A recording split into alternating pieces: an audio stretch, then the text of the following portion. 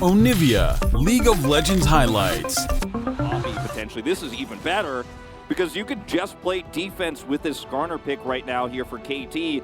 Plus, knocking down a Poppy, dragging her away, punishing a Galio engage. There's so many things that Skarner could do very well around that. Shield and Faker had teleported in to save his bottom lane. They knew how important this was going to be. As Justice Punch comes down, there's a three-man taunt from Faker and he picks up life and first blood. Extendo Beam will do nothing and KT just lose a member. And terrible for aiming. He's just now getting back to the lane. And meanwhile, Guma's getting all these plates. Guess who's giving up the CS? It's Faker, by the way. He gave him the mid CS. He's like, you can have it.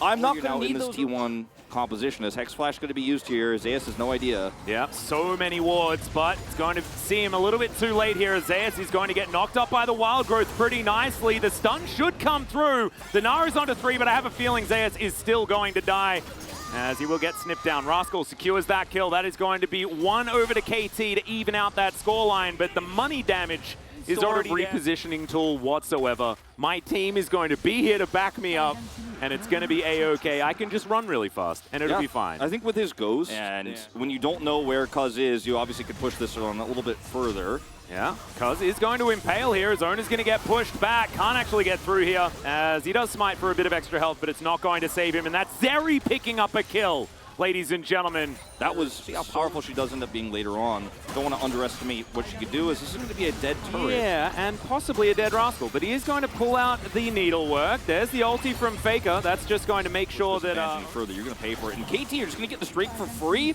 Yeah. Uh-oh, this is a problem. Yeah, the team that has a lot of scaling is actually now with the Drake advantage. Down with the next wave is the plan. They have a lot of wave clear here, obviously, and when you can see a Zeri freely walking at turrets like this, that's when you should be a little bit worried, because she's just kind of freely getting money on the map. Dancer a little bit faster here for Gumayusi, but Faker? Yeah, possibly out of position here just a little bit as he's trying to get out. Teleport to come through from KT, looking to try and protect Rascal, but Vicla's going to have to make his way out of here. Faker's taking a long time to be taken down, as Cuz definitely not wanting to use the Impale on just a lone Gargoyle. And T1, positional error as the flash forward from Cuz. He's looking for Gumayusi, but he's so incredibly fast. And Cuz is just going to get smacked into the wall. Oh my goodness, the Impale was so cute. And Cuz is going to make it to safety, but life is going to pay for his sins then immediately afterwards. He is going to fall down. It looked cute, but it did not work out for KT as Vicla's going to have to flash. Still pushing Vicla away. As you mentioned, he had to flash now, aiming. Even though those health bars are low, he isn't at the stage just yet with only an Immortal Shield Bow where he feels comfortable to continue to fight, even with Cleanse and Flash available. Guma really when it's Infernals and you're giving them to this T1 composition, that doesn't feel good at all. Zeus on the flank doesn't exactly have a huge Nabars. There's a big taunt onto 2 members. Emperor's Divide comes down, but it's not going to save the Azir. Aiming, trying to get autos through. His owner has to flash to get himself out of the way, but this Zeri, she cannot get in range to fight. And the Drake is going to go over to T1, plus they win the battle. House flies forward. Aiming's going to get slowed down here. Zeus is not done yet. Oh, that boomerang damage was just massive, and Aiming's trying to run. Once again, we're going to see Cuz looking for topside pick. Yeah, him and Life I don't think is going to be enough damage here, as Cuz should be able to get an Impale, as he's looking to try and bring Faker back to Vicla. Owner's going to turn up, as Faker decides that he wants to turn this fight around. Faker is likely to fall down here, but no, actually creates enough distance. The rest of T1 turn up to save their mid laner, as Cuz is now limping away again. Gumayusi deals with that, with a ricochets. In goes Vicla. Faker just completely denies the Azir play, and now it's the big old Nara in the front line to clean up shop. Extendo Beam flying forward, but it's once again just not going to be enough damage, and Faker just baits all of KT. This was such a knife's edge play for both teams, but I thought this game was going to be decided on, a soul point fight, maybe a Baron. KT said, no, we're just going to fight for this. We're going to force this on the top side. Oh no, aiming. He is able to Jet Set Radio Future, tries to ulti this one, but he will get snared up with the Everfrost.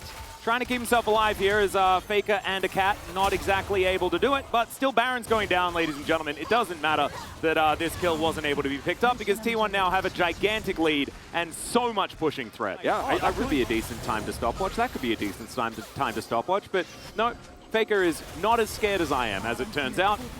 He has plenty of courage and just waits for the absolutely perfect moment as the Zhonya's is completed as well. So he just trusts in he Zeus. gets to do it again. Zeus rotates over so well, is blocking the rest of the team from following up to actually kill Faker with autos. Aiming is just not in position to blast him with his extendo beam or anything like that. The build here for Vikla leaves a lot to be desired. Now, what would he have built? Otherwise, like, he could have built Leandri's, I suppose, to try to burn through the health bars of the Gnar. And then never split pushes, as like ships in the night, we are going to have Cousin Faker backing away. As Zeus zooming forward, quite literally, because there is a Yuumi there. Extendo beam, not going to do enough damage whatsoever. 3 items have been hit for the Zeri, but no. So the Zeri scaling component of this isn't going to be as big of a problem unless they can win some really decisive team fights. Zeus. Live. Hello? Pop goes the Lulu, I guess, as that is a nice ulti. Cuz gonna have to flash to get himself out of this one, but it's not going to save his life. Zeus with the Hyperprox going to get there, and KT are just evaporating one after the other. Double kill for Zeus. Vikla is on 0 health inside his base, and he's gonna be taken out as well. Now it's Rascal against the world. And against the world, I might say that it's all right, but against T1 in this game, it is absolutely not.